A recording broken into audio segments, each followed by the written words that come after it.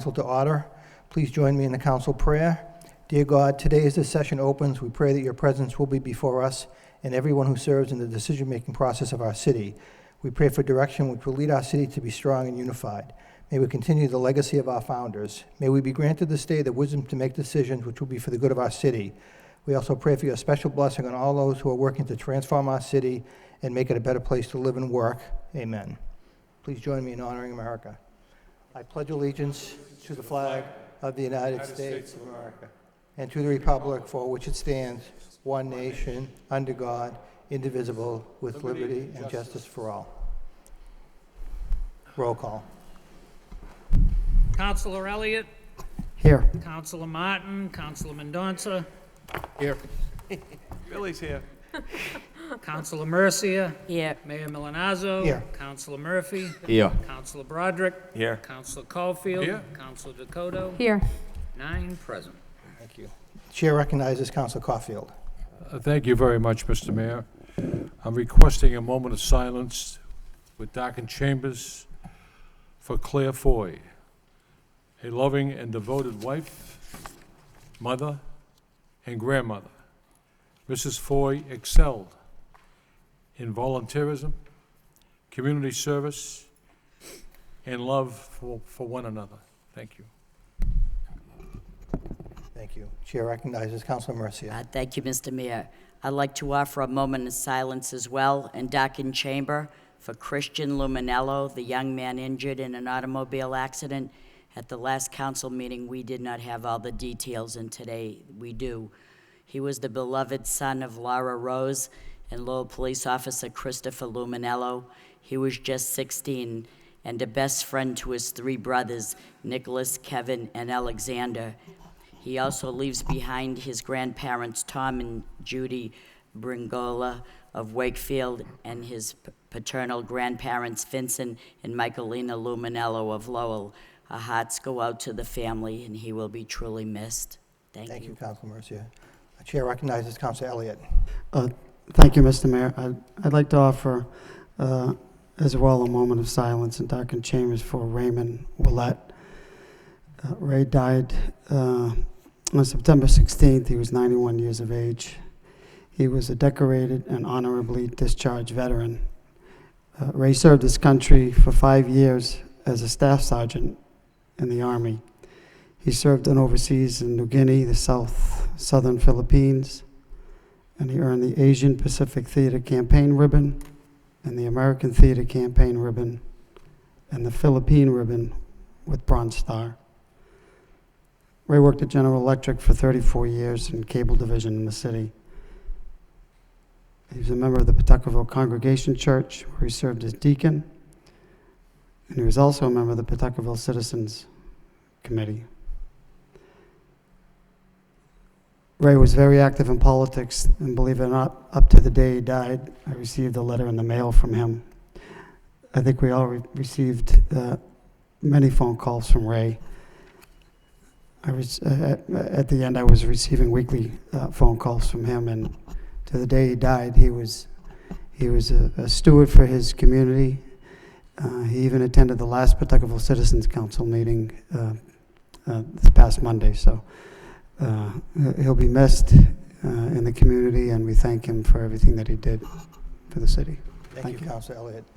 Will my colleagues allow me to offer a moment of silence from the chair? Thank you.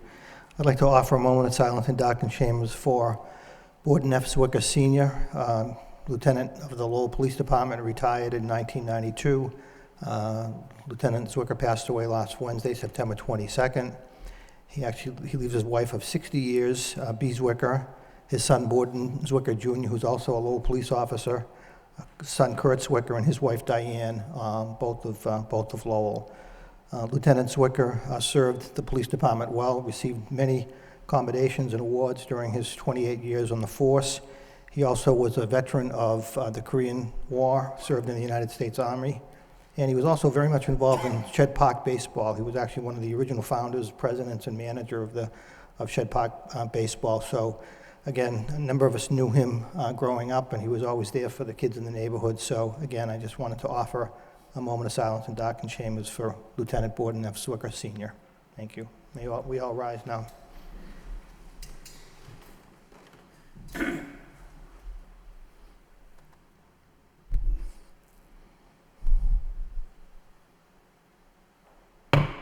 Thank you.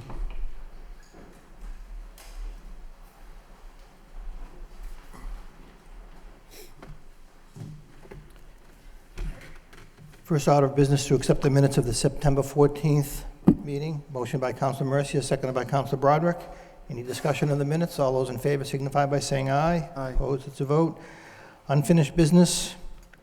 In City Council vote, accepting the provisions of Massachusetts General Laws, Chapter 39, Section 23D, the Mullen Rule, which permits board members who miss a single session of an adjudicatory hearing before city boards or commissions to be able to vote on the matter. Motion to approve by Councilor Broderick, seconded by Councilor Martin. Any questions? Councilor Elliott. I'm going to support this, Mr. Manager. I'm just curious, how often does this occur on some of these boards? Is it just as a safety net and not frequent? Just more of a curiosity than anything else.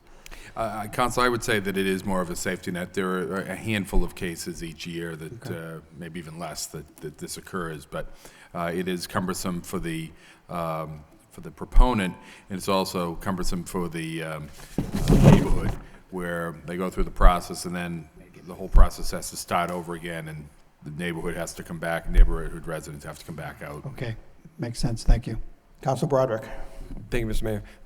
Excuse me. Mr. Manager, I don't need the answer now, but I filed a motion a while back about alternates to other boards, and I don't know if we could get something in the near future. We do have that on our queue, and we're doing some legal work on that, and I will get that back to you. Any other questions on the Mullen Rule? Roll call. Councilor Elliott. Yes. Councilor Martin. Yes. Councilor Mendonça. Yes. Councilor Mercia. Yes. Mayor Milanazzo. Yes. Councilor Murphy. Yes. Councilor Broderick. Yes. Councilor Caulfield. Yes. Councilor Dakota. yes, 9 yeas. Thank you. Next item, communications from city manager, responses to council motions and requests. Do we have any comments? Councilor Mendonça. Yes, I received a report from my motion of the last meeting regarding the unaccepted streets.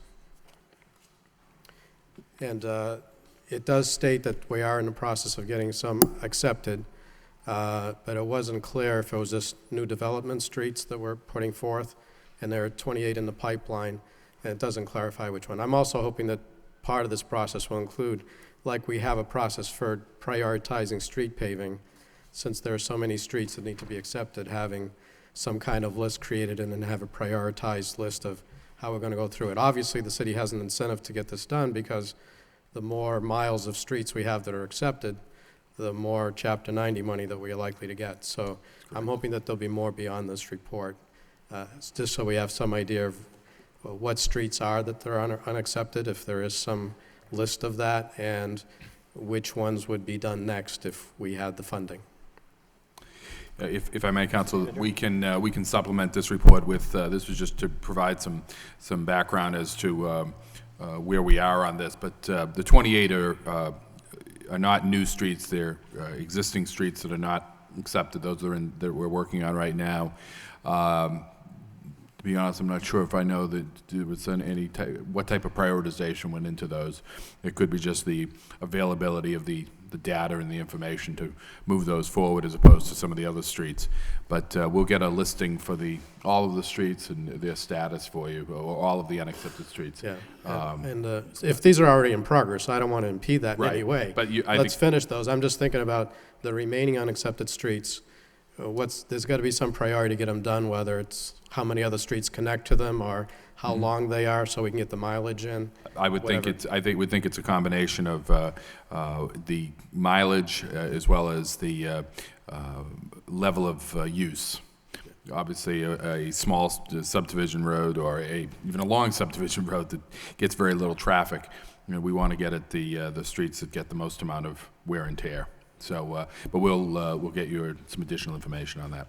Very good. I mean, this all falls under capital improvements or maintaining our infrastructure, so it would be good to have a plan. So, Okay. thank you. Thank you. Any other comments and motions, responses? Do my colleagues mind if I talk about one from the chair? Having to do with Councilor Caulfield's motion regarding the parking issues on Middlesex Street. We do have a report from the city manager indicating what immediate steps the administration plans to take to try to mitigate the parking issues. But the last bullet on the second page talks about that parking lot that the store owners and property owners wanted us to look at, talking about getting a maximum of 26 or 28 parking spaces. We do have a cost of about $40,000 to improve that parking lot. I guess my question through my colleagues to the city manager, the last sentence talks about it would be advisable to see how the other improvements implemented actually improve the conditions over there. Is there a time frame, Mr. Manager, when we can actually look to saying whether or not the immediate improvements helped, and then we would move on to this other step? I would think, Mr. Mayor, that we would analyze these over the course of the next couple of months. We wouldn't be able to get in and do the necessary work on that parking lot until the spring in any event. So we'll monitor it over the course of the next several months, and then make a determination probably in the late winter as to what we need to do there. Keeping in mind that I think a couple points. First off, the $40,000 is just the basic construction. It doesn't include the lighting of the area and the meters that we would have to put in. Also, it does utilizing that area does.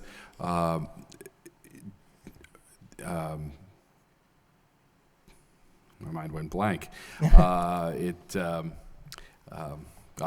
leave it at that. Okay, thank you. Councilor Caulfield. Thank you, Mr. Mayor. I did read that report from the manager, and there was a cost associated with addressing that empty parking lot. So I understand that. But the parking meters have been replaced, and the barber is happy, not exceedingly happy, but he's happy that there's meters there now. The people aren't getting tickets for, there was no meter there before, and I guess you're addressing some of the parking meters that are antiquated and need repairs and so forth, so. Right, we are doing that. We did put those meters back. Those had been, some of those meters had been stolen, I believe, and we've put those meters back. And I know that the other day we've been monitoring it on a regular basis. The other day I think we were out there at around 11 o'clock. There were 10 or 11 spaces right in the vicinity of the garage that that were open and available for people.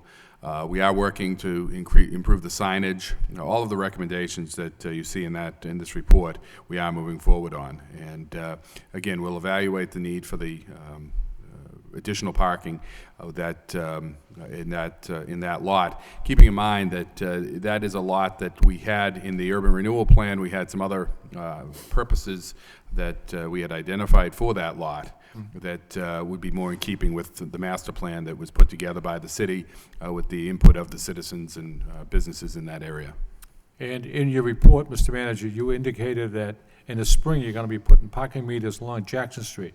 That's correct. So that's going to certainly alleviate some of the problems. Exactly. Thank you. And I think it's important to point out that even if we were to add those parking spaces there, if we're just directing people to use that as opposed to using other parking spaces, it's not as if we're going to, in that area, it's not as if we're going to add additional revenue. It just moves the revenue from the garage, short-term parking that obviously we're still paying on, or the meters into that other space. So it's not additional revenue that we would be looking at. Okay. Okay. Councilor Elliott, did you have your hand up? I just had on another Okay. communication from the manager.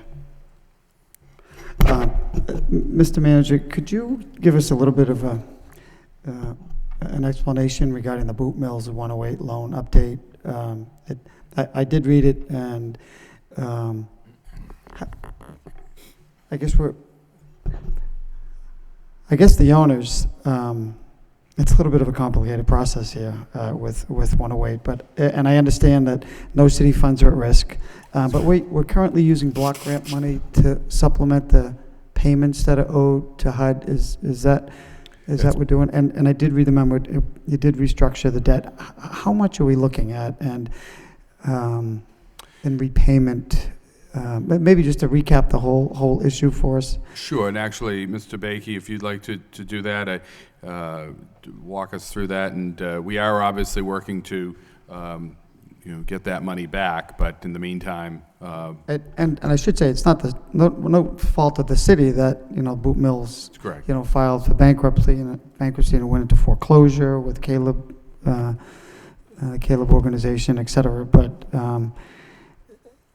I see the developer did pay $400,000 back to the city. Is progress being made on that project over there? And I know the LDFC is involved in trying to collect this, so maybe just a rundown Well, the 400,000 is in back taxes, so we got the back taxes, and we did, we do have the 108 loan that, we've been working on, the council's been kept abreast on as we've gone through it, but perhaps Mr. Bakey can go through some of the details of that and how we're handling that, and then, of course, as I say, we're continuing to move forward to try to get the new property owner to make payment back to the city, but.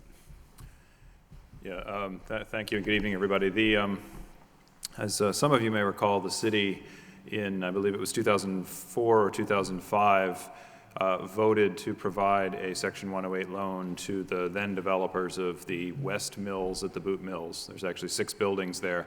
This was only 2 of those 6 buildings. The other 4 are already developed very successfully. The developer was proposing to do a mixture of commercial office space and residential condominiums.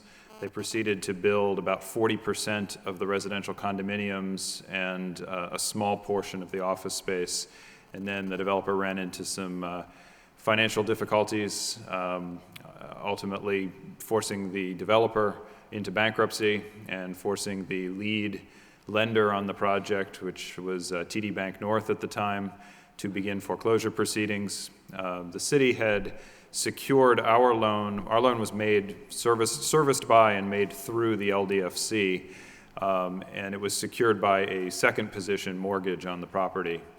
After the bankruptcy was ultimately resolved, the bank was allowed to proceed with the foreclosure. They ultimately did sell the note to another party that proceeded with a foreclosure and proceeded to buy back what was then their own note at the foreclosure. That is Consigli Construction, which was also owed money from the project. That's why they became interested in taking it over. Fortunately, the city has a very good relationship with Consigli Construction. We've worked with them. They're the ones that actually built the jam parking garage for us, and we have a good working relationship with them, and we're able to immediately establish a good dialogue with the principals at Consigli about moving ahead with the project in a way that will be good for the city, will ultimately get us a very similar product to what was originally anticipated, and we're currently discussing ways that we can recover some of the funding that was associated with that loan in the process. As you correctly pointed out, Councilor, there is no city funding at risk as a result of this. But the way the Section 108 loan program works, the city, as a community development block grant entitlement community, borrows the money from HUD and then loans the money out to a third party. In this case, the city has done a lot of these over the years. This is actually really the first and only one, at least over the last 20 years, that we've had any problems with, unfortunately. So for the most part, our track record with this program is very, very good. This particular one we now have structured so that we repay about $160,000 a year in principal, and we do that using our community development block grant funds, which is essentially what would happen regardless. That's sort of the guarantee of the program, is that the city's block grant entitlement is what we put up to borrow the money, future year block grant entitlement money. That represents a fairly small percentage of the block grant funds, and in fact it's actually less than what we were paying to repay a different Section 108 loan that we borrowed for ourselves to have some capital available to assemble the Hamilton Canal District. We, in a very short period of time, of about 3 years, repaid that note in full from the proceeds of the property sales. But during that 3-year period, we were making payments of about $300,000 a year to HUD out of our block grant funds. So assuming the responsibility for this Boot Mills loan actually has less of an impact on the amount of block grant funds that are available to other parties that rely on the block grant funds than what we had budgeted before for the Hamilton Canal money. So it's, not the ideal situation by any stretch of the imagination. We do still hope to work with Consigli to, again, get a successful project over there and ultimately get them to share in the success of the project as a way of restoring some of our funding in the process. That's very helpful. Thank you. Can you tell me about how far, what percentage of completion what's the percentage of completion at the project? 50%, 40%? Well, again, the original developer completed about 40% of the residential portion of the project, which represented, in total, that probably represents about 25% of the whole project. They have not done any further construction work for a period of now about 2.5, 3 years, and as a result, the permits that they had for the project for the residential side have all expired, and they will need to re-permit, the new owners will need to re-permit the project. So we'll be working with them through that process as well. Thank you very much. Thank you. Councilor Mendonça, then Councilor Caulfield. Yes, there's another report from the package we regarding a motion from Council Dakota. Sorry, mic wasn't on. Okay, there was another response in the packet to a motion by Council Dakota and myself regarding the city's goals that the manager put together, and I appreciate the report. I would like to refer it to the Personnel Subcommittee to follow up on. That's part of the process that's already started as part of the new contract, so I think it melds well with that. Okay. Motion by Councilor Mendonça, second by Councilor Broderick to refer the report on the goals and objectives for the upcoming year to the Personnel Subcommittee. All those in favor, please indicate by saying aye. Opposed to vote. Thank you, Councilor Mendonça. Councilor Elliott. I'm sorry, Councilor Caulfield. Thank you, Mr. Mayor. I just want to pick up with Councilor Elliott and Assistant City Manager Anna Becky on the Boot Mill 108 loan issue. The city's not going to lose any money on this, and Consigli is going to, according to the communication, pay $400,000 back to the city as far as back taxes or whatever it is. So, Great. Okay. Thank you. Any other comments, questions regarding communications? Hearing none, motion would be in order to accept the communications placed on file by Councilor Murphy, seconded by Councilor Dakota. All those in favor indicate by saying aye. Opposed to vote. Next item on the agenda, under City Manager, we have 3 out-of-state travel requests. Can we take them together? Take them as one? Anybody have any questions? Roll call. Move for approval by Councilor Mercia, seconded by Councilor Broderick. Roll call. Councilor Elliott? Yes. Councilor Martin? Yes. Councilor Mendonça? Yes. Councilor Mercia? Yes. Mayor Milanazzo? Yes. Councilor Murphy? Yes. Councilor Broderick? Yes. Councilor Caulfield? Yes. Councilor Dakota? Yes. 9 yeas. Next item, reappointment of Paul Francois to the Cemetery Commission. We have a letter from the city manager. Please be advised that I'm reappointing Paul Francois of 30 Westminster Street to the Cemetery Commission for a new 5-year term ending September 24th, 2015. Since confirmation by the City Council is not required for this appointment, this letter is notification of such appointment. Accept the communication placed on file by Councilor Mendonça, second by Councilor Caulfield. Any discussion? All those in favor, please indicate by saying aye. Opposed to vote. Next item is the appointment of Megan Marnell to the Solid Waste Recycling Advisory Committee. We have a letter from the city manager pursuant to the authority vested in me as city manager under the City Solid Waste and Recycling Ordinance, Chapter 270, Section 13. I have appointed the following person to the membership of the Solid Waste and Recycling Advisory Committee. Megan Marnell, 169 8th Street. Since confirmation by the City Council is not required for this appointment, this letter is notification of such appointment. Accept the communication placed on file by Councilor Martin, seconded by Councilor Elliott. Any questions? All those in favor signify by saying aye. Opposed to vote.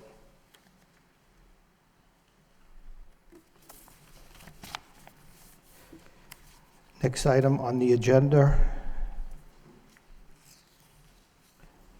In City Council vote, authorizing the city manager on behalf of the City of Lowell through Lowell Development and Financial Corporation to make and subordinate a Section 108 loan to support the Lowell Community Health Center 161 Jackson Street Development Project.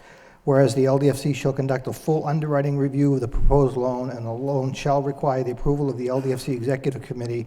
And whereas the LDFC will hold and service a mortgage loan secured under the City of Lowell Section 108 loan program on the Lowell Community Health Center Development Project through an adaptive reuse of historic mill building at 168 Jackson Street part of the Hamilton Canal Crossing, which is located in an urban revitalization and development area in the Jam neighborhood in Lowell. Whereas the Section 108 loan is in the amount of not more than $4 million, and is part of a total loan package of $38,180,696. And whereas the Section 108 mortgage will be a second mortgage behind a first mortgage to Wainwright Bank in the principal amount of $10,138,737 within a new markets tax credit financing structure. And whereas Lowell Community Health Center has requested that the second Section 108 mortgage in the amount of $4 million be subordinated to a first mortgage in the amount of $10,138,737 in order to begin this project and take advantage of the interim financing option available through the Section 108 program. And whereas the Section 108 mortgage loan shall benefit from a guarantee under the Federal Health Resources and Service Administration Bureau of Primary Health Care Loan Guarantee Program. Now therefore be it voted by the City Council of the City of Lowell that the City Manager, on behalf of the City of Lowell, is authorized to borrow not more than $4 million from the United States Department of Housing and Development under the Section 108 loan program for the purpose of making a Section 108 loan to the Lowell Community Health Center. That the City Manager, on behalf of the City of Lowell, is authorized to allow LDFC to make a Section 108 mortgage loan to the Lowell Community Health Center, 161 Jackson Street Development Project, in an amount not more than $4 million, and to subordinate the Section 108 mortgage loan to not less than a second mortgage position behind a first mortgage of not more than $10,138,737, subject to the approval of the LDFC Executive Committee. Be it further voted that the City Manager be and hereby is authorized to execute and deliver any and all documents necessary in connection with such subordination.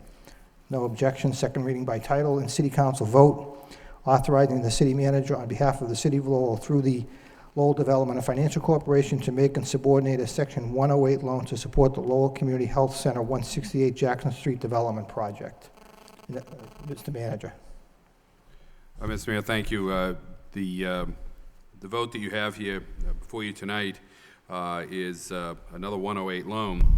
This is for the Lowell Community Health Center's plans to move forward with the renovation and occupying the property at 161 Jackson Street, which is part of the Jackson, Appleton, Middlesex urban renewal area.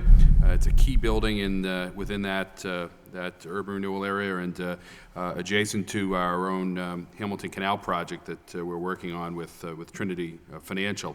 I think it's an important investment in a neighborhood that is in need of certainly of continued investment, but we certainly see the progress that's been made with the city's investment of some $20+ million in a garage, as well as moving forward with the Appleton Mill and the remainder of the Hamilton Canal District, and all of the other private investments that have taken place in that area. This project will continue the progress that we've made in the city in that neighborhood. And I think everyone here is familiar certainly with the Community Health Center and the services that they provide to the residents of the city and beyond, and the important role that they play in the health and the quality of life of the citizens of the city. And it's a very stable, viable operation with a long history of strength, and I think that this is a project that is, and that's clearly why we've brought it in here tonight, it's a project that is worthy of support by the city. Certainly the city administration is proud to bring this forward to you for consideration. We do have representatives of the Community Health Center here tonight and people that are working with them on this project, and they are here to make a short presentation to the council and to address any of the questions you might have regarding the financing and the plans for this project. Thank you, Mr. Manager. Council Caulfield, before we... Thank you very much, Mr. Mayor. 2 years ago, Manager Lynch and I and many other elected officials attended an expansion ribbon-cutting ceremony on Hurd Street. And what I learned from that ribbon-cutting ceremony is the Lowell Community Health Center serviced over 25,000 people the previous year. This loan will enable the Lowell Community Health Center to expand and service more people in the community, and it will provide jobs for expansion, construction, and so forth. I am certainly going to vote for this. This is a positive thing in our city, and I know that the administration of the Lowell Community Health Center is extremely dedicated, and this is part of the Hamilton Canal expansion. It's going to open the doors and windows for many other expansions in that neighborhood. So I am certainly going to vote for this. It's a good vote, and it's going to help people, and that's what government is all about. Thank you, Councilor Caulfield. The chair recognizes Dorcas Grigg-Sato, the CEO of the Lowell Community Health Center, as well as Gregory White, the CFO, and Steve Jonkos from Jonkos Associates, who is also here working on the project. And I'm sorry I didn't catch this other gentleman's name, so I apologize. Thank you, Mayor, on behalf of Lowell Community Health Center, and thank you, councilors and city manager. I'm joined here tonight by George Nugent, our human easel, who is our communications manager, our CFO, Greg White, and Steve Jonkos, our development consultant.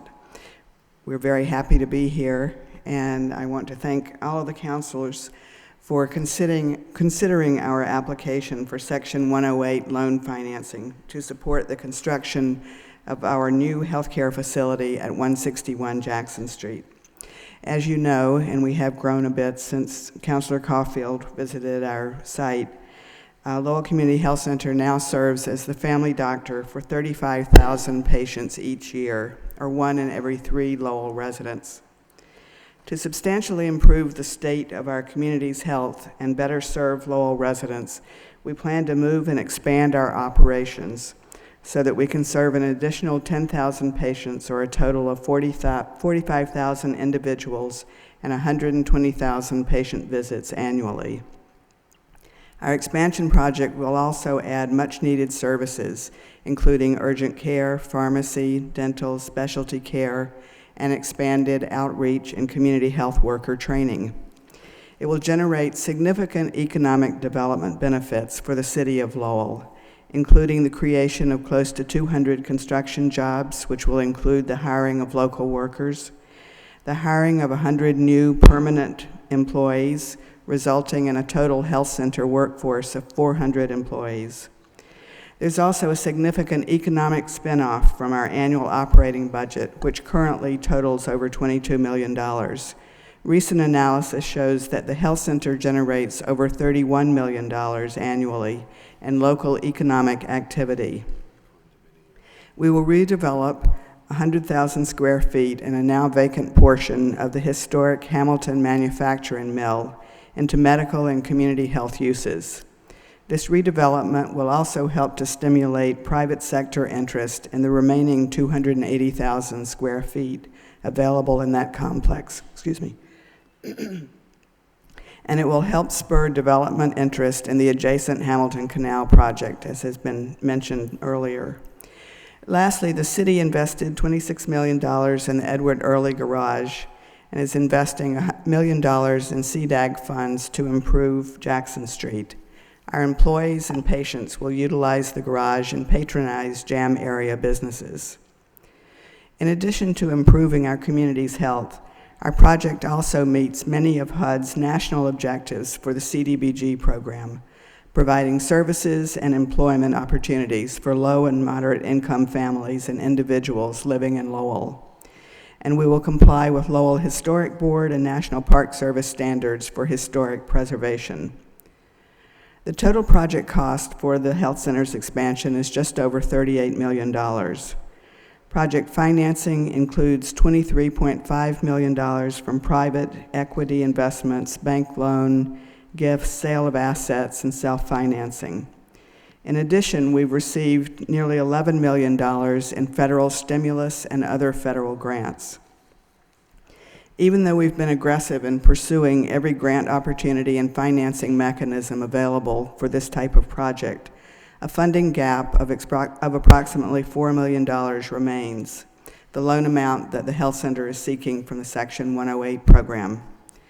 By approving our application, the city will support a loan to a successful local business that has been in existence for 40 years. and has experienced steady revenue growth with a 300% increase in the operating budget over the last decade. In addition, our 5-year business plan revenue projections that support the project financing are realistic and conservative. In closing, I would also like to let the council know that in order to meet the strict requirements attached to our stimulus funding, we're on a rather tight time frame to complete this project by December of next year, 2011. Therefore, I'd like to respectfully request that the council consider approving our loan request tonight so that this project can move forward in a timely fashion. Thank you for your thoughtful consideration and your ongoing support. Our team and I would be happy to respond to any questions that you might have regarding our application. Thank you so much. Thank you, Dorcas, very much. It's a very exciting project. What's the And wish? this is this will be the new facility for the health center, 100,000 square feet. Our Meta Health Center will stay here and expand. And this is just a architectural rendering of what the first floor lobby will look like. Thank you. Any question, Councilor Elliott? Could I just ask a question, because I'm not familiar with one of the financing issues. Could you tell me what new market tax credit equity is? Or I could tell you, but Steve Jonkis would do a better job. could Steve Jonkis tell? I do now understand it thoroughly, so, Steve. Well, New Market Tax Credit is a federal program. It provides a tax credit over 7 years equal to 39%, so that the investor receives $1 of federal tax credit for the equity that they contribute. And what they contribute to the project is something in the range of 70 cents for that dollar. So that's where they get their return from an equity standpoint. So again, it's a credit dollar for dollar, excuse me, against their federal tax liability. Okay, and while you're up there, could you explain to me CDE, community development entities, indicate Right. you're going to set up 2 of them to funnel support costs for the project? Correct. We'd be working with 2 qualified community development entities. One is Mass Housing Investment Corp. The other is National Cooperative Bank out of Washington, D.C. These are organizations that apply to the Department of the Treasury for an allocation of new market tax credits, and they in turn then allocate a portion of those credits to each individual project. So they're sort of a middleman, if you will, between us and the equity investors and the federal government. Thank you. Thank you. Thank you, Councilor Elliott. Any other? Councilor Mercia? Thank you, Mr. Mayor. If the city's vote is the piece of the puzzle that you need to make this project work, then I'm honored to be a part of that, because you have been a credit to the city for so many years, offering this wonderful service, not just to your neighborhood that you're going to be in, but the city as a whole. So I'm happy to be of any help that I can. I think this is a worthwhile project. You made a wonderful presentation, but knowing your reputation that preceded you, I didn't need this presentation, because I really believe in what you do there at Lowell Community Health Center. Thank you very much for being in Lowell. Thank you, Councilor Mercier. Thank you. What's the wish of the council? Move approval. Move approval by Councilor Caulfield, seconded by Councilor Broderick. Roll call. Councilor Elliott? Yes. Councilor Martin? Councilor Mendonça? Yes. Councilor Mercia? Yes. Mayor Milanazzo? Present. Councilor Murphy? Yes. Councilor Broderick? Yes. Councilor Caulfield? Councilor Dakota? Yes. 7 yeas, 1 present, 1 absent. Thank you. Best of luck. Thank you so much. Thank you.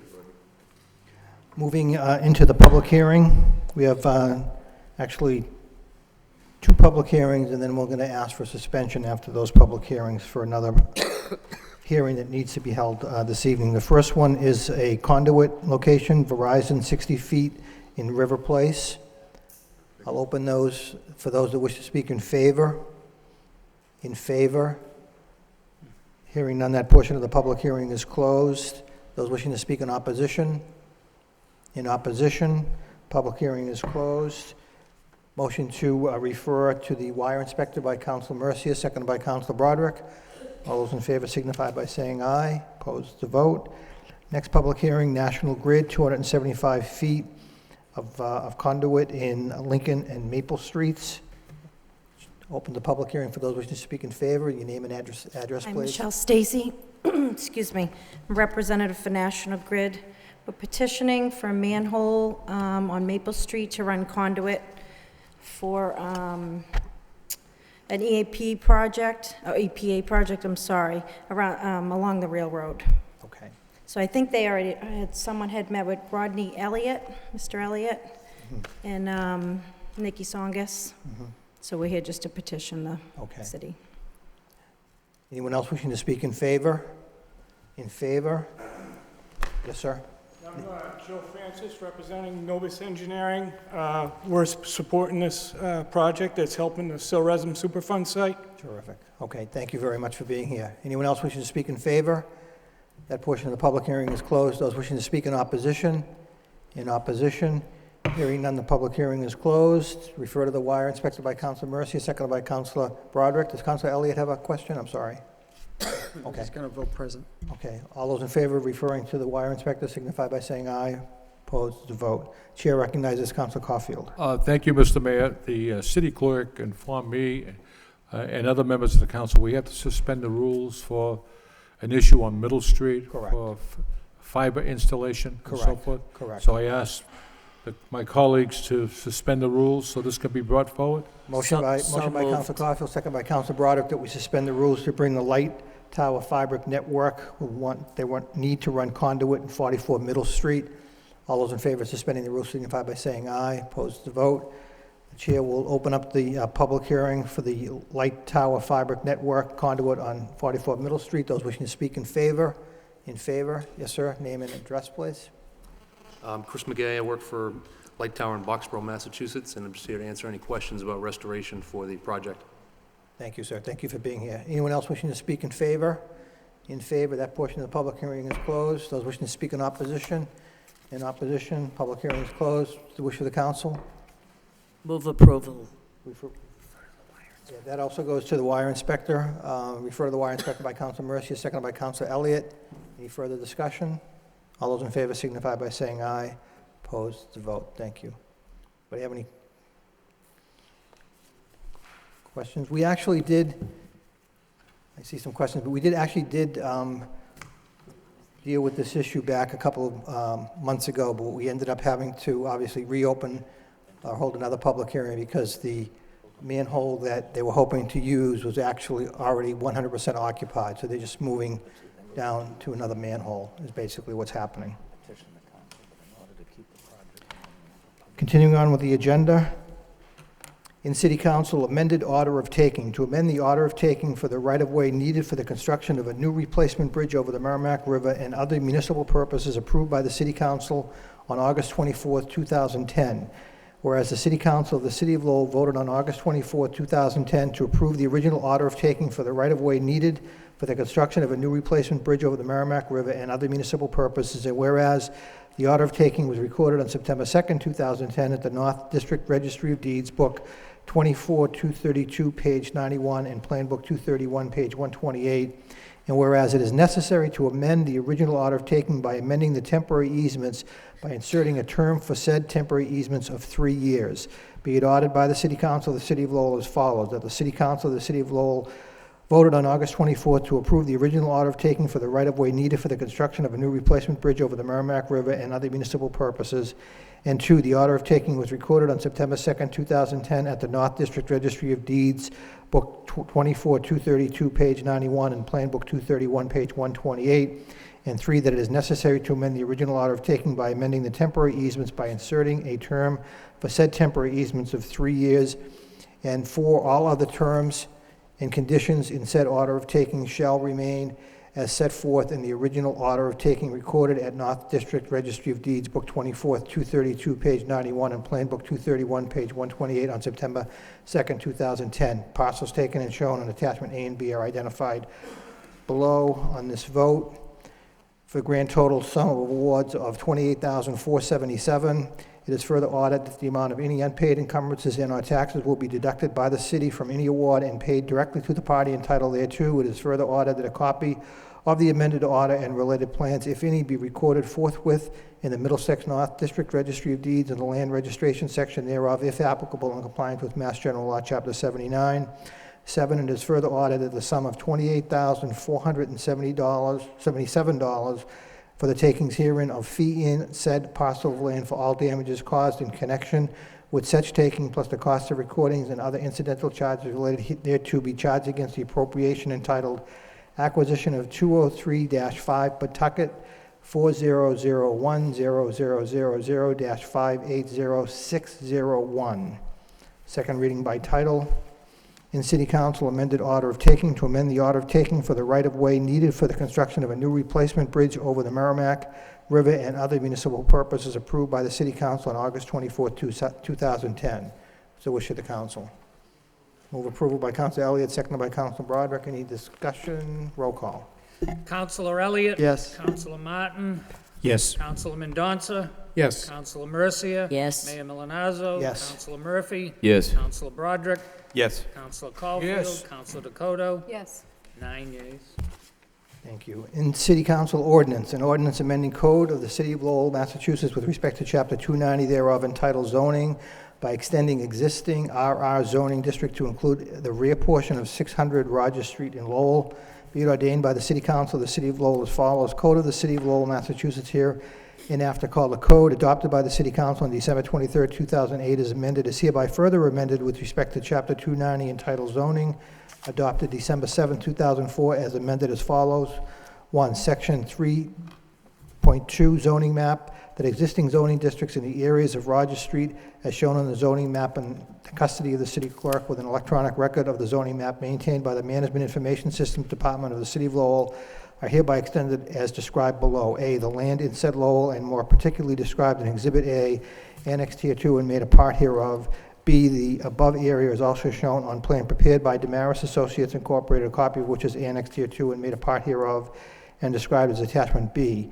2, the zoning map in the custody of the city clerk with an electronic record of the zoning map maintained by the Management Information Systems Department of the City of Lowell shall be changed to conform to this amendment.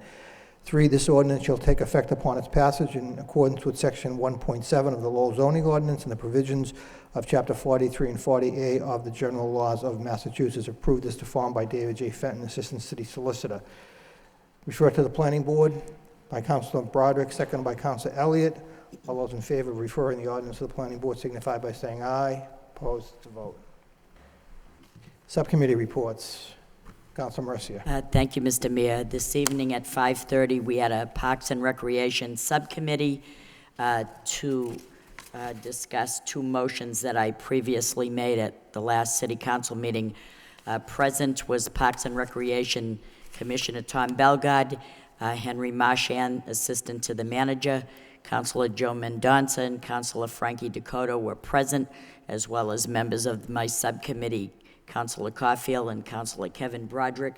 The first order of business was to discuss the request that I made on behalf of the Lowell Veterans Council. Senior Vice Commander Bob Page spoke as well to tell us how worthy this memorial dedication would be. It's a request to appropriate the action to have the city-owned property at the corner of, I want to say VFW Highway and Bridge Street, but he's telling me that it's actually First Street, so he knows better than I do. He's the governor of Centerville, so it is First Street, and he would like it to be dedicated the Frank J. Lyons Memorial Park, and I would like a roll call of my colleagues, and if it's approved, this would be greater strength added because it would be referred as well to the Board of Parks, and they meet tomorrow evening at 6 o'clock, so this would be nice to say that it was what we would like to do. I did hear from the Senior Vice Commander Bob Page when he said that he first was made aware of it by Sun reporter Dennis Shaughnessy when he talked about a memorial stone that had 18 young men's names on it that were killed in World War II. And through the configuration of the area, it had been put aside and it was all dirty. The stone was badly decomposed and everything. And so having looked into it a little bit further, it was noted that this man, Frank Lyons, was the first Lowellian killed in World War I. And they wanted to get that stone preserved, and it come to find out it was like pink granite, and it was very beautiful. And so they want to put that in that memorial park and dedicate it to Frank J. Lyons. He leaves behind a wife, a mother, brother, and a 6-month-old baby daughter that he's never seen. The Lowell Veterans Council said that if in existence that this memorial park can be there, they will maintain it with no cost to the city. That Bonnie Deneen from the Lowell Garden Club will beautify it as well. So I'd like to just take a roll call to see if we can get a full board of support. So, motion by Councilor Mercia, seconded by Councilor Caulfield to agree with the subcommittee's recommendation to name the new park at the corner of First Street and Bridge Street to Frank J. Lyons Memorial Park, and refer that to the Board of Parks, which is meeting tomorrow night. Absolutely, yes, thank you. Any further discussion? Roll call. Counselor Elliott? Yes. Counselor Martin? Yes. Counselor Mendonça? Yes. Counselor Mercia? Yes. Mayor Milonazo? Yes. Counselor Murphy? Yes. Counselor Broderick? Yes. Counselor Caulfield? Yes. Counselor Dakota? Yes. 9 yeas. Thank you very much. There was a second issue here, and it was the second motion, which would request that the city take the appropriate action to have the land where the Christian Hill Water Tower will be erected to be used as a passive park for all to use. I'm not trying to jump over anybody's head, but this was discussed at our subcommittee previously, but it got lost in the shuffle of emotion, so I brought it back to clarify it, and we did get a report and recommendation, which I would ask to place it on file. And we did have Peter Schell come and speak. He's a resident that lives right near there. And we did get a report from Danny Laif, the executive director of the Lowell Regional Water Utility, and he said that the city's intention is to work with the neighborhood to beautify the area in a cooperative effort. And they outlined 4 means of doing that. First, they would determine the availability of the city-owned land outside that area and determine the cost associated, and have meetings over the winter months with various neighborhood groups, one being the CNAG, which is the Centerville Neighborhood Action Group, as a means to involve the community as a whole, especially that neighborhood, and then to finalize the layout of the park by the spring of 2011. I would ask that we accept the communication and place it on file. And thank you, Mr. Manager, for your cooperation. Thank you. Motion by Councilor Mercia, second by Councilor Dakota to accept the report and place it on file, and also accept the subcommittee's report as a report of progress. All in favor signify by saying aye. Opposed to vote. Thank you, Councilor Mercia. Any other subcommittee reports? Hearing none, moving on to the wire inspector. We have 3 orders from the wire inspector. The first one, Verizon, 510 feet conduit, University Avenue and Pawtucket Street. The second is, again, Verizon, 20 feet of conduit on Jackson Street. And the third is National Grid underground conduit on Merrimack Street. Accept the 3 reports and adopt the accompanying orders by Councilor Mendonça, seconded by Councilor Martin.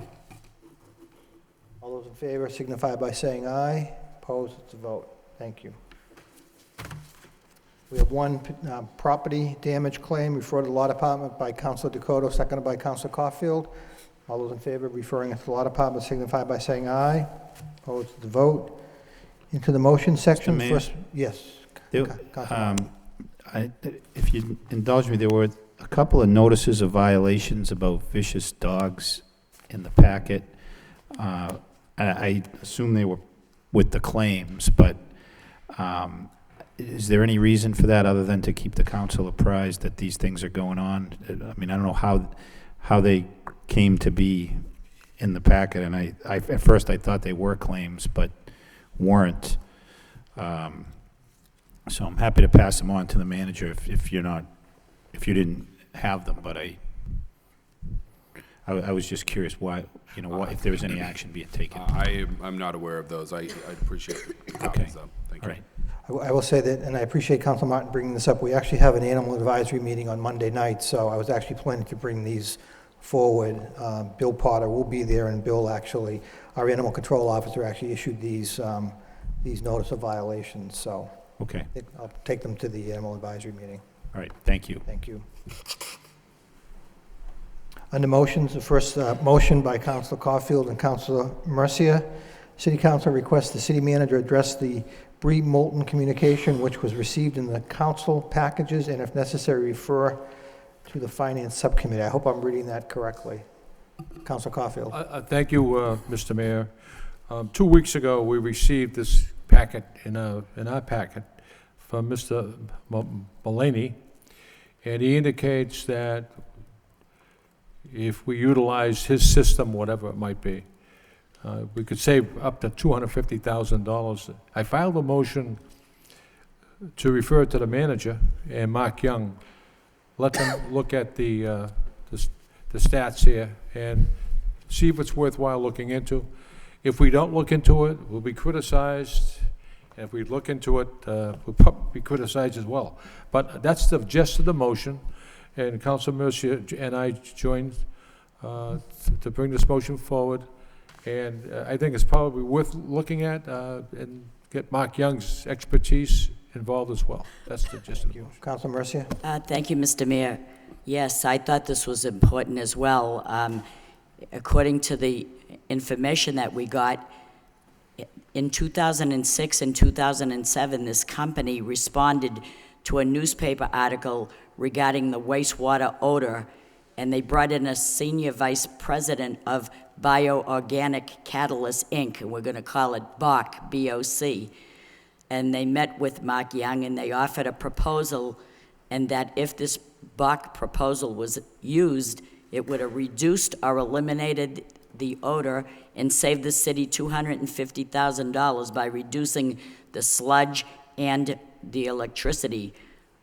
So that they were very surprised to know that in 2010 we still have this problem. And so I think that the Councilor Caulfield and I feel that, gee, maybe it's worth giving it another look. And so that's the gist of the motion. Not to tell you what to do, but I wondered if back in 2006, if we had used it, would we still have had this odor? But I'm thinking about all the statistics that they proved, and they submitted many success stories for not just around the country, but around the world as well, that they helped sustain a substantial amount of cost savings. So I thought maybe we could look at it again and see. Manager Lynch. To the council is we'd be more than happy to have Mark Young and Woodward and Curran put together a report on this. They did look at this program and this technique of dealing with the sludge. They determined that they would not go with this for a variety of reasons, but we'll get a complete report for the council on this. Councilor Caulfield. Thank you, Mr. Mayor. I just wanted to let it be known to the citizens of the city that the odor issue was being addressed as we speak. Right. And that's because of the renovations. But there might be some other facts in with this program. You could save money in other areas. Right. And just to be clear, this doesn't really deal so much with the, it has certainly odor issues, but it's more an issue of reducing the sludge that we have to process. Right. The odors are handled separately, and those are being taken care of. And at least we can do is read it, go through it, and maybe there's something there. So, thank you. Thank you. Any other discussion on the motion? All those in favor, please signify by saying aye. Opposed, it's a vote. Next motion by Councilor Elliott. City Council requests the city manager look into park improvements, cleanup of Fells Park in Pawtucketville. We do have a resident registered to speak. A second by Councilor Broderick. Paul Belay. Thank you for being here. Yes, thank you, Mr. Mayor, Mr. Manager, members of the City Council. I did provide in your packets a ownership history of Fells Park, thanks to Richard Howe Jr. Without going into the whole thing, the city did take ownership of this parcel in 1897, and since then it's been known as Fells Park, which is located on Riverside Street across from the University of Lowell. I was approached a couple weeks ago by a young family in the neighborhood who would ask me if there was any way the city could improve the park regarding playground equipment for younger children. As it exists right now, there's one toddler swing and one little horse on a spring. The wading pool's been closed for a long time. I did reach out to the Parks Department, and they did come down and they put a fresh coat of paint on the existing playground equipment. And that was a big improvement. I also had the opportunity to walk the space with Councilor Mendonça, and we walked the entire grounds. And there were other issues that I'd like to see addressed. And so I think that would be a jewel in the neighborhood. If we could just, it's been not neglected, but it's I don't know what the word is. It's just there. Nobody really knows where it is, but the neighborhood kids enjoy it. So I think I drove around the city. I noticed there were some hard plastic playground equipment that could possibly be put there. The wading pool, we haven't used it in a long time. Maybe we can rip that out. Spray park. Maybe we can, I talked to Representative Tom Golden. He said possibly there's some funding for open space or green space someplace. And maybe partner with the UMass Lowell. The students could possibly go over there and relax between classes. So I'm just putting it out there. I think that would be a jewel for the neighborhood. And like I said, I'm just putting it out there, and hopefully you'll support at least improving the park for the children and the families in the neighborhood. Thank you. Thank you, Paul. Councilor Elliott? I think Paul said pretty much that's the gist of the motion. It's one of the few parks in that particular section of Pawtucketville that still exists, and it's gone into a bit of disrepair, and people bring their dogs there, and which is a good thing, but you know they let them do their thing, and then they don't pick up after it. So I think it just needs a little bit of TLC. And those of us that swam in that pool when we were young, it was a good place to go. I know that it's very expensive to retrofit that pool because of new federal regulations. But if you can look into it, Mr. Manager, and come back with some way that we can, even as putting up swings or something, it is a nice little park, and it would be used. Thank you. Thank you. Councilor Mendonça? Yes, I mean, it is a nice little park. Most people don't realize it's there, even though it's on a very main street. And the main concern, I mean, it does need some TLC to keep it up, and that could be probably done. Probably the bigger expense would be doing something about that pool. It's not a deep pool. It's a deep end is like maybe 2.5 feet, but it is collecting water. So then there's mosquitoes. I am sure they attempt to drain it when they can, but when I was there on the weekend, there was more than 6 inches of water in the deep end, and it was dark. You couldn't see through it. So, and it's taken up a lot of park space now. So if there's not going to be a pool there that's going to be operational, it'll be best to remove what we can above ground and maybe open it up. I mean, there's been talk about could we do a splash park. We know that's expensive. Maybe with the help of the neighborhood, if they want to take that on as a task, we could do that as a partnership with them. But the playground equipment that is there is tired.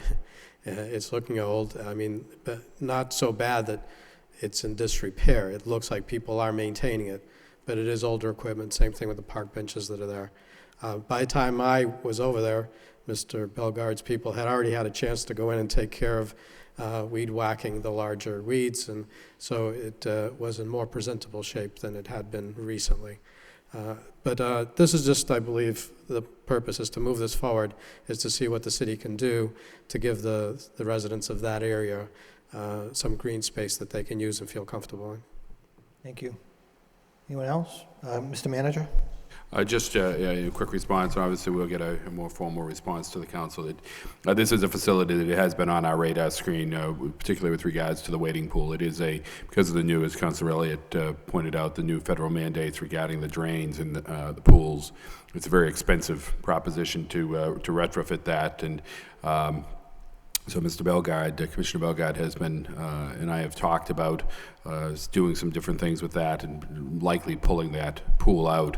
But we are also looking at some CDBG money, begin some discussions with the university about possible neighborhood improvements in general, and this might be a way that we can address some of these issues as well. But again, it is on our radar screen. I apologize that it fell into beyond just a state of disrepair, that it became somewhat of a nuisance in terms of its the need for weed cutting and painting and all that should have been kept up. But in terms of bigger plans for it, we are working on a number of different options right now, and hopefully we'll be able to come up with something. Thank you. Any further discussion? All those in favor of the motion, please signify by saying aye. Opposed? The vote. Thank you. Next motion by Council Mercia, request the city manager have the law department draw the proper vote for a 60-day trial for handicap parking at 14 Bellevue Street. Second by Council Caulfield. Council Mercia.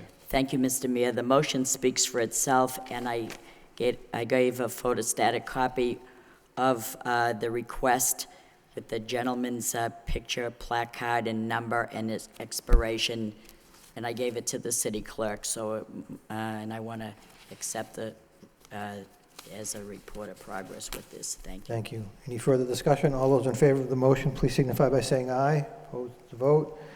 Next motion by Council Mercia. City Council requests the city manager to take the necessary steps to place a four-way stop sign at the intersection of Foster and Princeton Boulevard. Seconded by Council Caulfield. Council Mercia. Thank you. It has come to my attention that there exists a dangerous intersection in the Highlands section of the city, and namely at the intersection of Foster and Princeton Boulevard. We would be remiss in our duties as elected officials if we stood back and did nothing. Therefore, I am appealing for us to contact the state, which is responsible for that stretch of the road, which being Princeton Boulevard. We do have stop signs on both sides of Foster Street because those are city streets. And the city saw the need for them to be mounted there as well as the safety that would entail. However, if we had stop signs on Princeton Boulevard, maybe a life would have been saved. From August 13th to September 11th, there have been 4 accidents at this very intersection.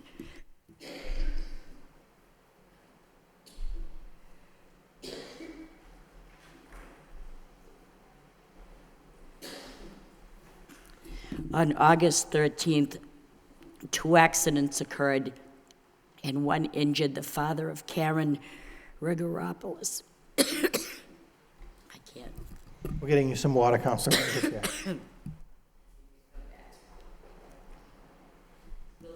Okay. Thank you. Any further discussion? Councilor Caulfield. Thank you, Mr. Mayor. I've been in discussion with Manager Lynch about this, and it's a state highway and so forth, and the manager and the police department are working on other measures to make that intersection safer.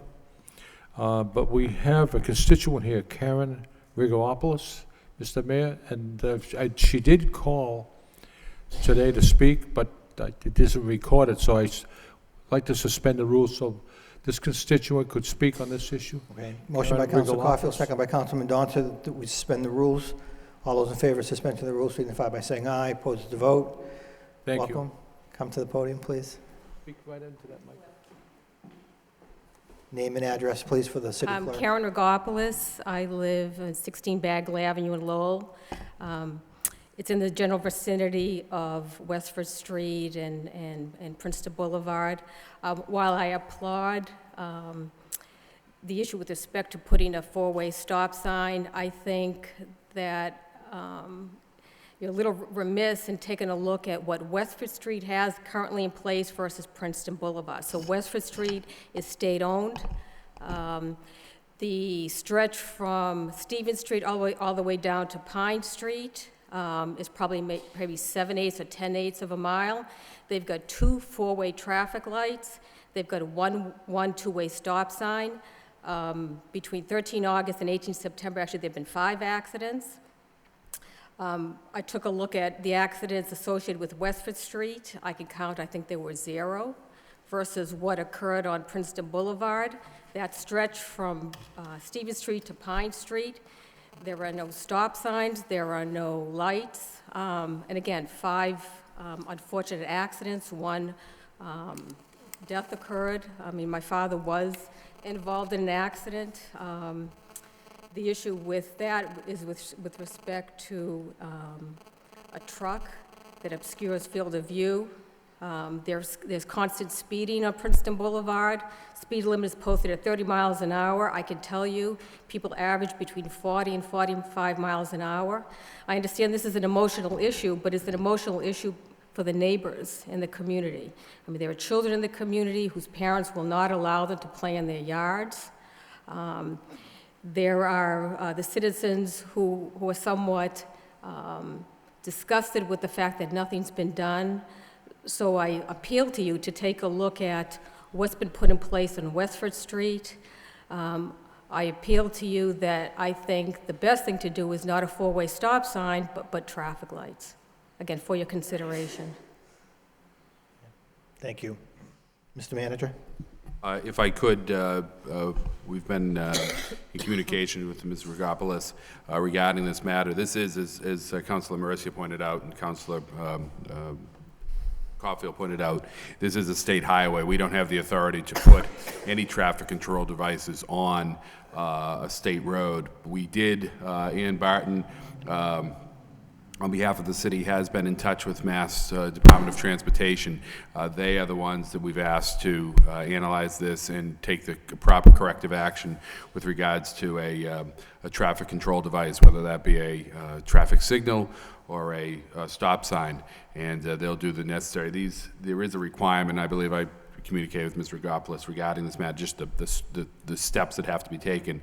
The state, like every governmental entity, operates under the Uniform Traffic Control Manual, and there's certain standards that have to be met before they can just put up a stop, and we do as well, to put a stop sign or a traffic signal or that type of device, and so that there's uniformity and consistency everywhere you go. But they are in charge of that stretch of roadway. We've been in touch with them.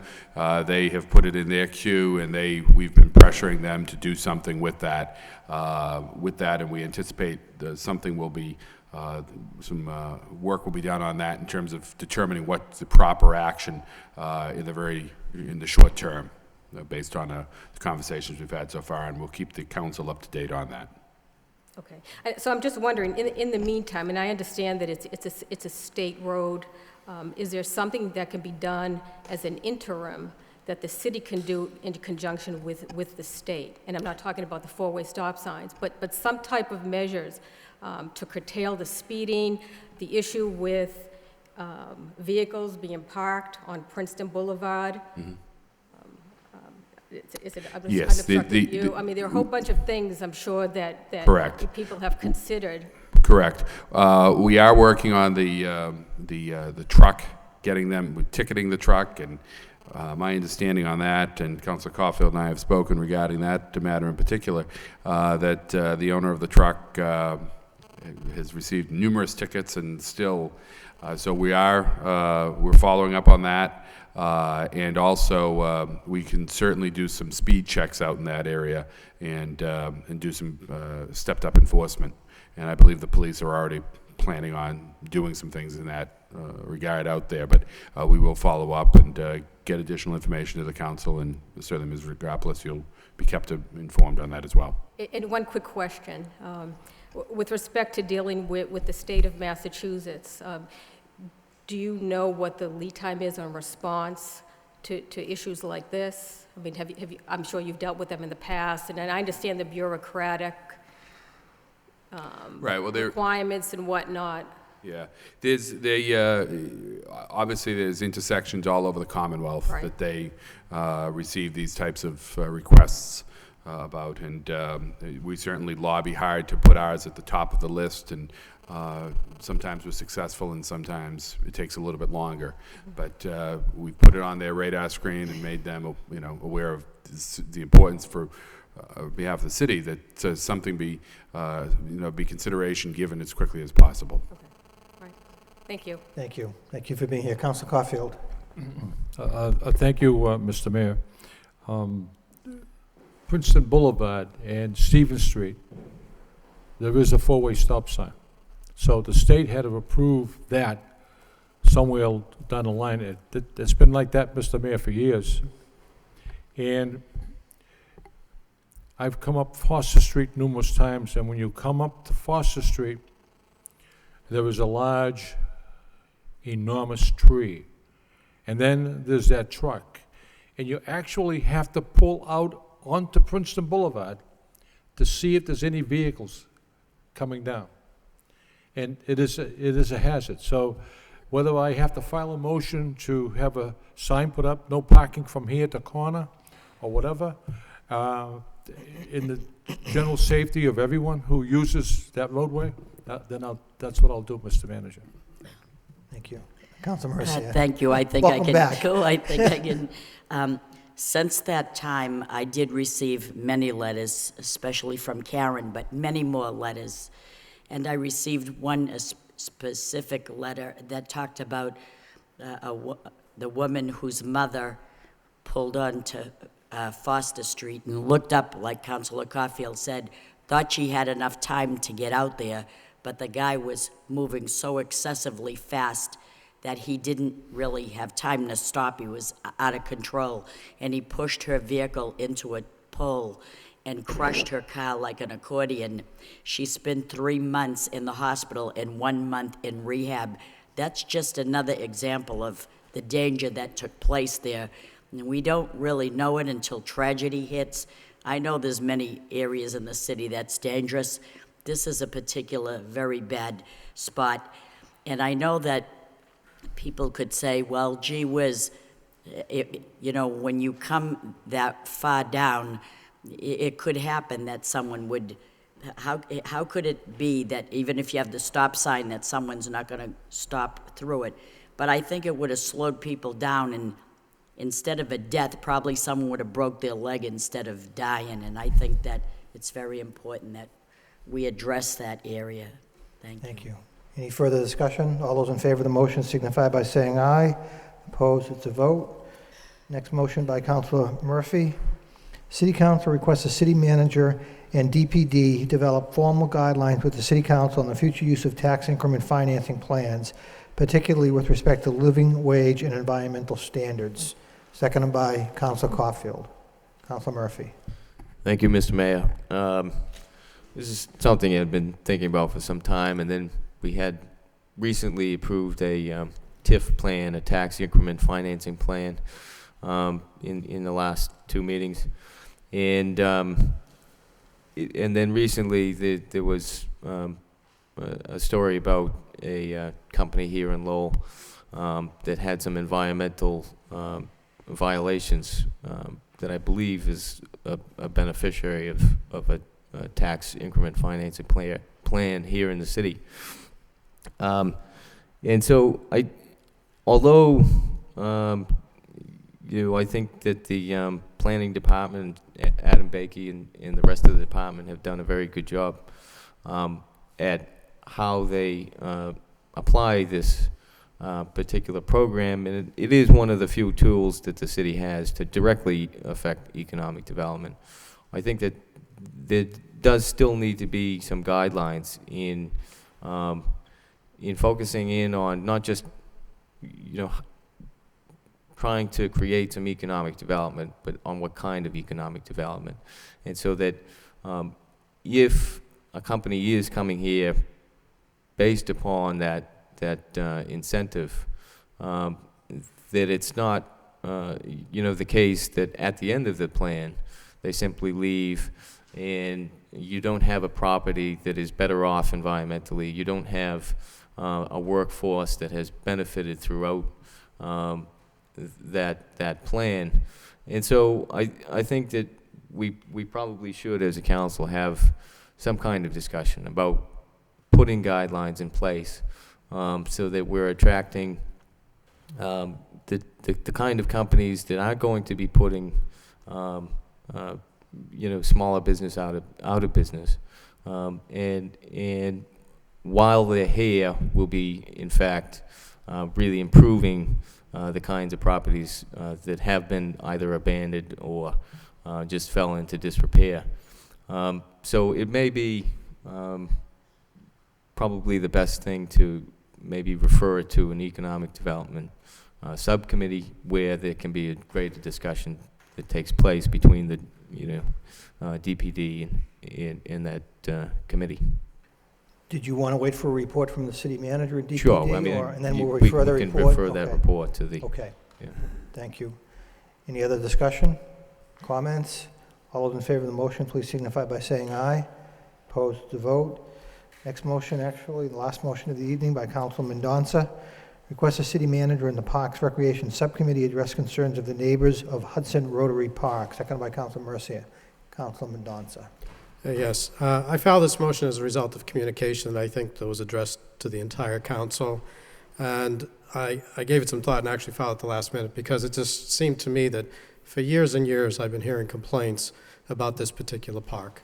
It's an isolated area of the city. It's not on a major street where the patrol car goes by often to keep track of it. So I think for decades it's been a place where people who want to do things out of the way go to, and it's obviously always been an issue with the neighbors there. There have been many efforts to improve that park over the years by the Back Central Neighborhood Group. I believe the Rotary got involved at one point as well with the park. I think that's why the name includes the word Rotary in it at this point. But something needs to be done just because of the sheer number of years that this just continues. I mean, even all our efforts to improve the situation there have not come to success in the long term. They may have for the short term. Seems like the theme of tonight's meeting is parks. We've been doing a lot with parks. But I would just like, as the motion states, to have the manager do what he can from his end and also refer to the Park Subcommittee in order that if the neighbors were to voice the issues that they have, that would be an opportunity to do so. Thank you, Councilman Mendonça. Councilor Martin? Thank you, Mr. Mayor. I share Councilor Mendonça's frustration. I know this park well. It's one of the few parks in walking distance from my grandmother's house. So I've been going to that park, not as much as I used to, but spent quite a bit of time there when I was younger. And it's very frustrating, in a city that has such little park area for the population we have, to have people view the existing parks as a problem and not as the amenity that they really should be. So this is really, I think, the most dense neighborhood in the city. There's this park and one or two others, and to have it just be overrun by people doing illegal or inappropriate things night after night is just something we shouldn't tolerate. So to have a group of neighbors call for eliminating a park is kind of a wake-up call. I mean, earlier tonight we have other neighbors wanting more parkland, in smaller places, smaller parks in dense neighborhoods. It's part of the frustration we have, but we have to deal with these things. It's not the first time for this park. There are others.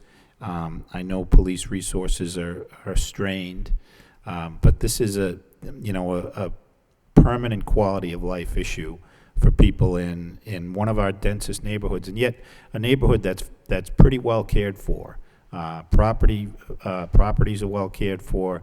People have pride in that neighborhood, and it's been that way for my whole life. And so to see, something that should be a positive for the neighborhood engender this kind of anger and frustration, resentment is disappointing. So I'm certainly supportive of the motion. I think we do need to do something about it.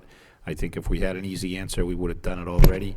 But I think it's certainly a worthwhile effort and supportive of whatever the manager can suggest and what the council as a whole wishes to do. Thank you. Councilor Elliott?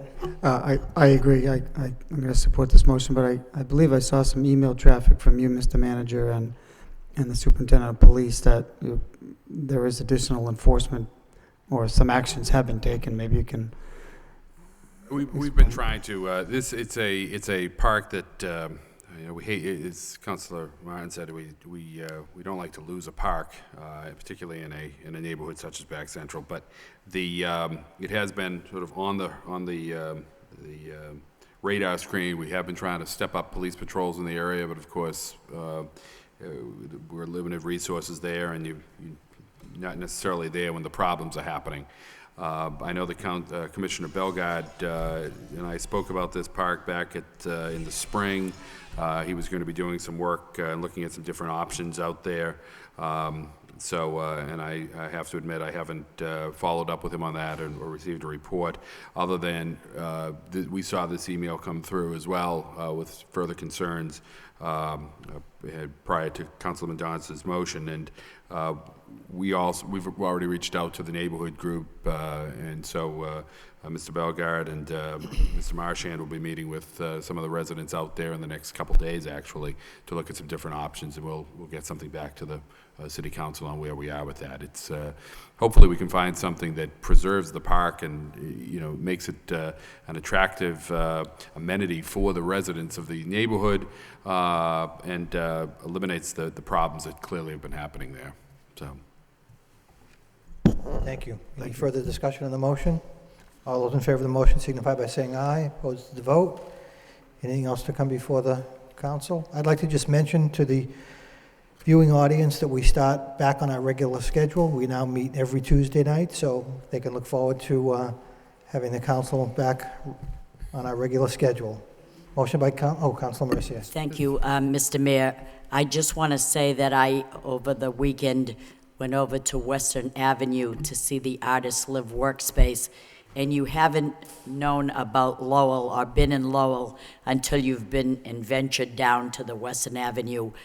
There's like 5 floors of very, very talented people, from metal working to woodworking and photography, and it's amazing how many, all under one roof. It's amazing, and I was very taken aback by the surprise of and the awe at their talent. Thank you very much. Thank you. Councilor Caulfield.